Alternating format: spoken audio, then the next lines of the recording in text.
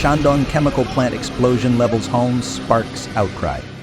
At noon on May 27, a massive explosion rocked the Youdao Chemical Plant. Videos show plumes of black smoke rising as nearby residents ran in panic. Witnesses described the blast as like an earthquake. Homes within half a mile were stripped to bare frames. Damage reached as far as 3 miles. One resident cried, "With a loud bang, our home is gone." Officials reported 5 dead, 6 missing, and 19 injured. Authorities have restricted filming and sealed off the area, fueling public concerns about transparency and safety in industrial zones. U.S. to tighten visa rules for Chinese students.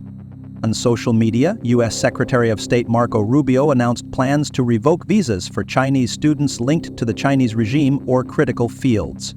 He added that visa standards will be revised to increase scrutiny of applicants from China and Hong Kong under the Trump administration's directive. Dragon Boat Festival sales fall flat. Vendors in Yunnan left with unsold. In Yunnan, a small vendor filmed himself lamenting that he didn't sell a single rice dumpling he made in a day. In a separate clip taken during the Dragon Boat Festival, a shop assistant noted that Chongqing gift boxes were also not selling well. Video shows shuttered shops and empty streets in Chengdu.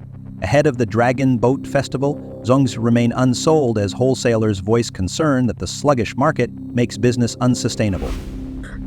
Market pressure overwhelms Chinese graduates. A video shows a female student crying after 3 interview rounds and over 50 questions, collapsing from stress. Many 2025 graduates face similar struggles. 10 years of study, yet no job, she said, highlighting growing concerns about youth unemployment and bleak job prospects for China's college graduates. Stainless steel lake in Chongqing sparks online outcry. Tourists visiting Wuling Mountain Forest Park recently uncovered a surprising sight. Tianqi Lake, promoted as a high-altitude alpine lake, is actually lined with stainless steel. A video circulating online shows visitors peering into the lake, visibly confused. The calm surface reflects the sky, but the metallic edges reveal an artificial structure. An on-site sign describes the lake as being located at an elevation of 5,905 feet, with a surface area of about 6.8 acres and a water capacity of nearly 40 million gallons. It reads that the lake bed and walls are covered with 3 millimeters thick stainless steel, totaling over 1.45 million pounds. Claimed to be the largest of its kind globally, staff at the park said the stainless steel lining was added years ago, possibly to prevent water leakage. However, the installation cost about $2.76 million, sparking debate online.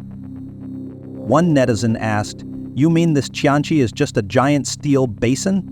Others raised concerns about environmental impact, with comments questioning whether any aquatic life could survive in such a setup and warning that rust could lead to future pollution.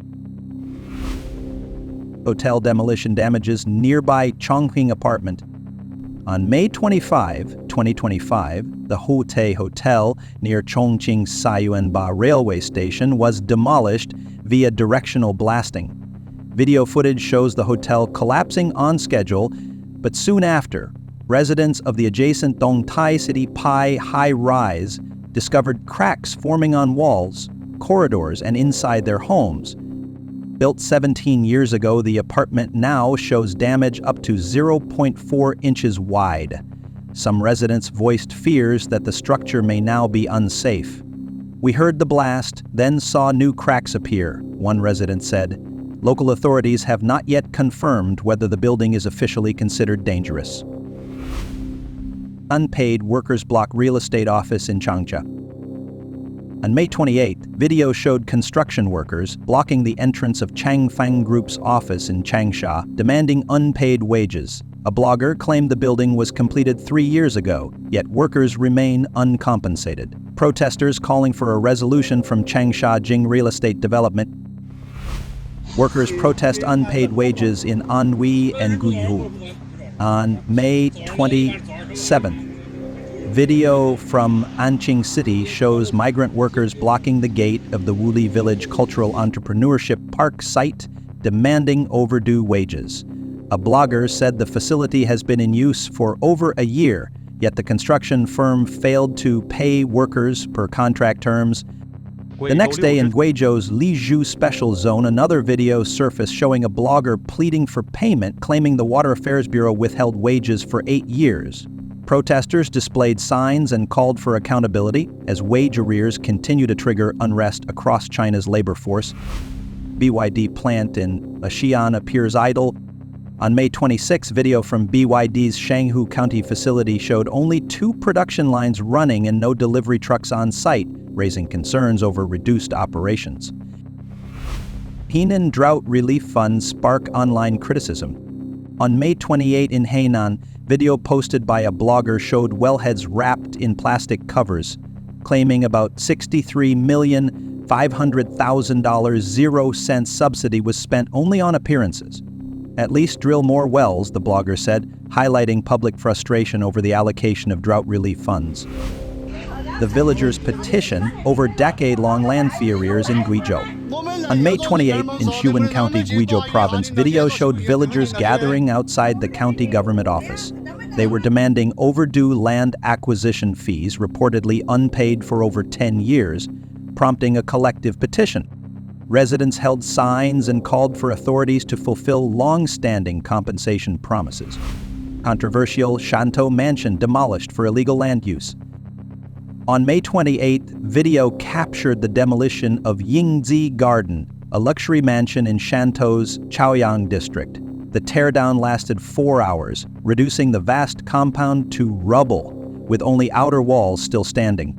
Drone footage showed excavators clearing decorative pavilions and traditional archways under tight security. The Chaoyang district government issued a compulsory demolition notice earlier in May, citing illegal land use.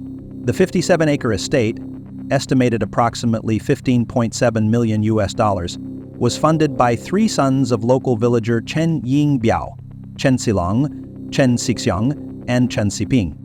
Construction began in 2013 and featured classic Chaoshan architecture, including 4 Beijing-style courtyards, 7 post-European villas, 5 traditional homes, sculpted beams, painted facades, and stone archways. Authorities stated that the estate was built on collectively owned industrial and farmland without approval, violating land use laws and harming public interests. The case underwent administrative reconsideration and litigation before moving to forced enforcement. Officials confirmed responsible individuals are under investigation. The high-profile demolition has reignited public debate over illegal land development and rural land rights across China. Guiyang job market crowded before dawn. On May 21 at 4 a.m., video showed Guiyang Sanchao labor market packed with middle-aged workers, silently waiting in the dark for day jobs amid rising employment pressure. Chengdu BYD accused of forcing older workers to resign.